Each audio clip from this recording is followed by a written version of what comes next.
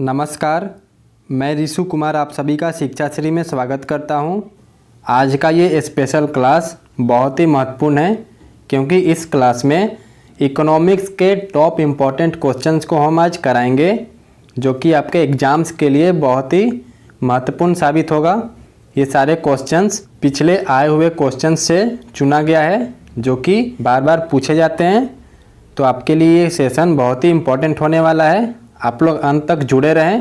सारे क्वेश्चंस को डिटेल में पूरे एक्सप्लेनेशन के साथ कराया जाएगा ताकि आपकी कॉन्सेप्ट अच्छे से क्लियर हो सके। बस आप लोग जुड़े रहें और क्लास को पूरा अटेंड करें। चलिए क्लास को स्टार्ट करते हैं। सबसे पहला क्वेश्चन है, दो देशों के बीच वस्तु विनिमय यानी कि एक्सचेंज ऑफ कमोडिटीज़ को क्या कहा जाता है? What is the exchange of commodities called between two countries?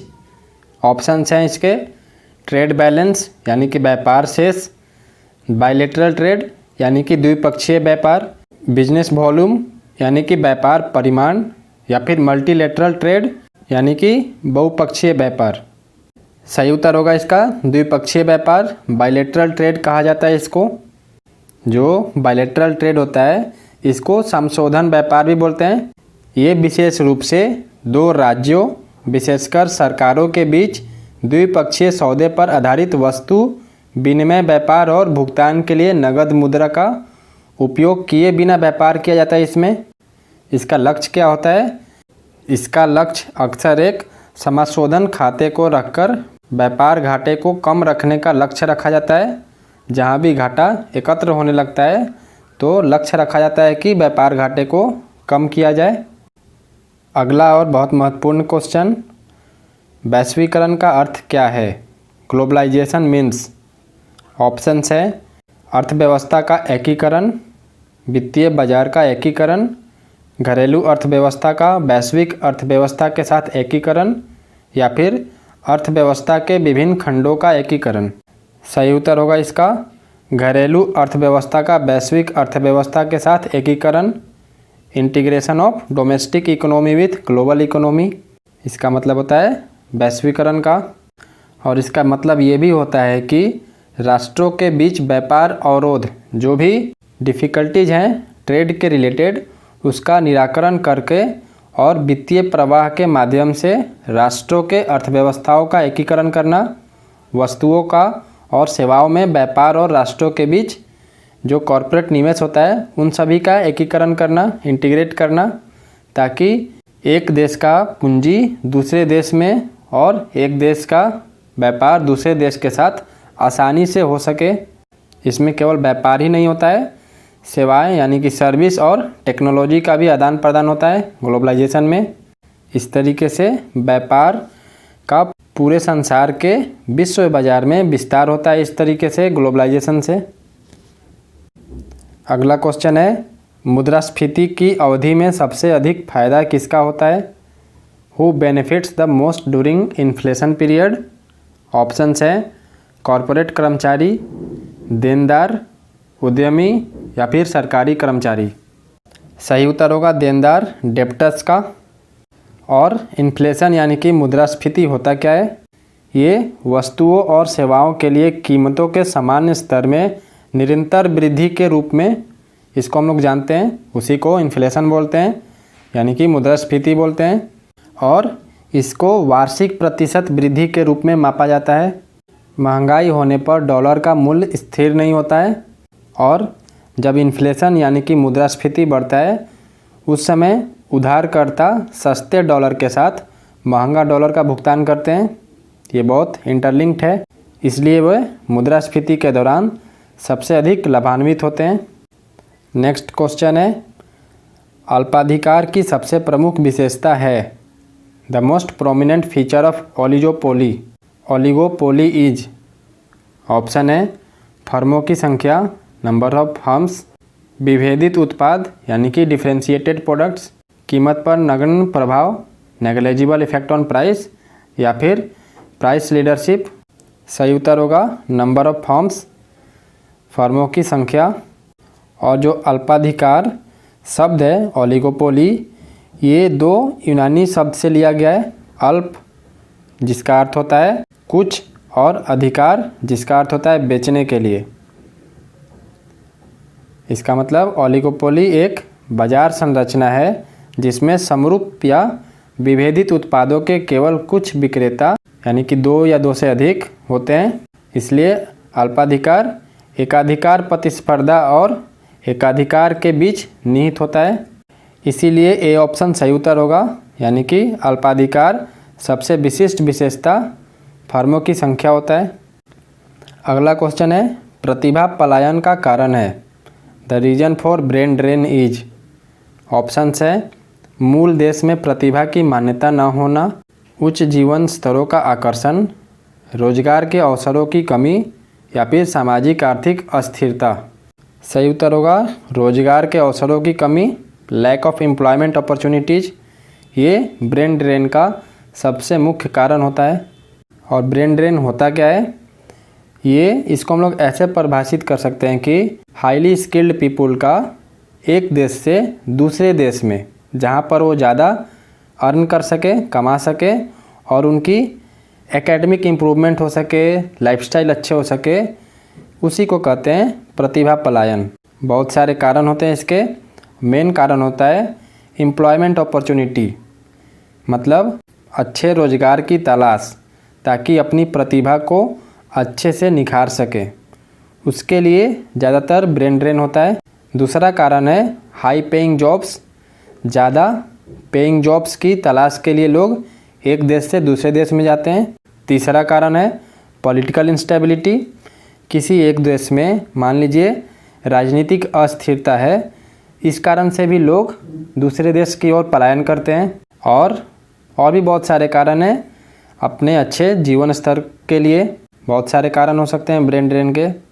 और इसको जो ये कारण होता है इसको हम लोग 2 कैटेगरी में डालते हैं, मेनली 2 कैटेगरी में डालते हैं, पुश फैक्टर और पुल फैक्टर, जिसको हम स्पेशल क्लास में आपको बताएंगे पुश फैक्टर क्या होता है और पुल फैक्टर क्या होता है। पुश फैक्टर में बेसिकली होता है कि लोग किसी दूसरे देश में जाते हैं अपने देश को छोड़कर, और पुल फैक्टर में होता है कोई विकसित देश जहाँ पर रोजगार की, हाई पेइंग जॉब्स की, अच्छे लाइफस्टाइल की सारी सुविधाएं हैं, वो आकर्षित करे, तो वो पुल फैक्टर होता है। इसको डिटेल में हम लोग अलग से इकोनॉमिक के क्लास में पढ़ेंगे। चलिए अगले क्वेश्चन को देखते हैं।